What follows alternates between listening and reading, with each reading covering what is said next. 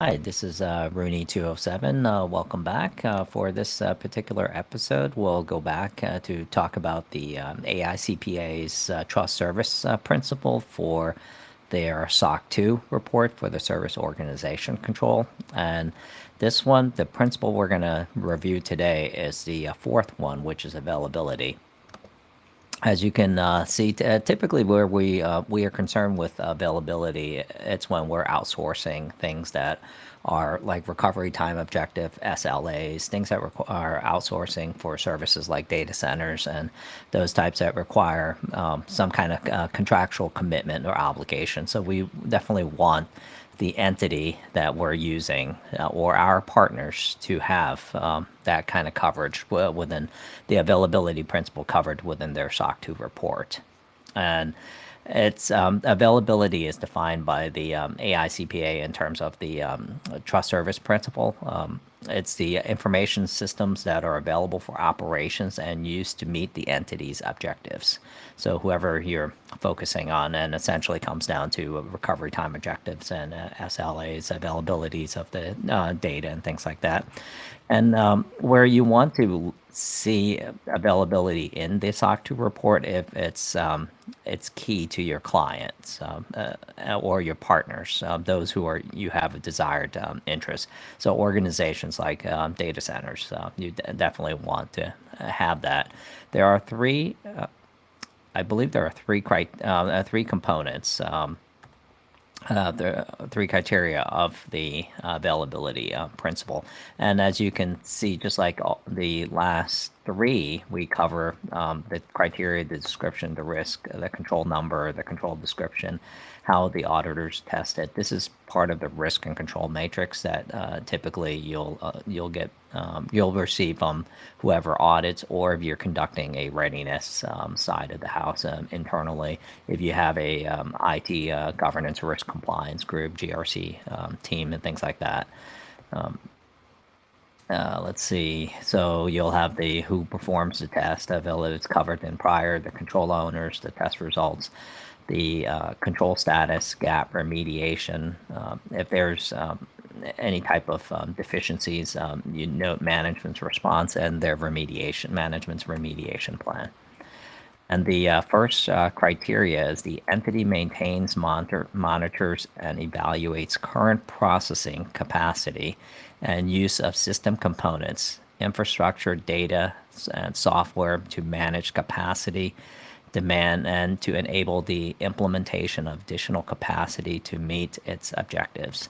So this is for some organizations, they may have a building management system application to kind of track the physical piece of their technology, the layout and things like that, and ensure that to alert the IT personnel when these thresholds are being met, or if things changed. Management meetings are held on a regular basis. Typically, they're monthly to review the availabilities, different trends, metrics, things like that comes up. Critical infrastructure components have been reviewed, and typically you would review it by a criticality classification, similar to like a data classification, things like that, for minimum redundancy. The second one is the entity authorizes, designs, develops, or acquires, implements, operates, approves, maintains, and monitors environmental protection software, data backup processes, and recovery infrastructure to meet its objectives. This is the ping power pipe consideration criteria, and it's typically for the data center area. And this is kind of like the fire suppression, UPS, cracks, generators, those types of units. Physical security is included in this aspect of it, and the monitoring of the environmental systems.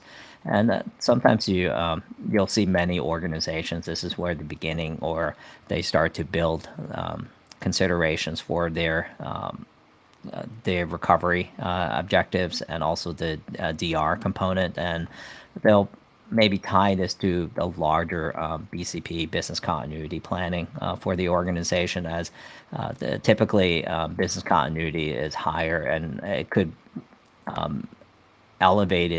be elevated to the board level decisions, the senior leadership, the CEO of the company.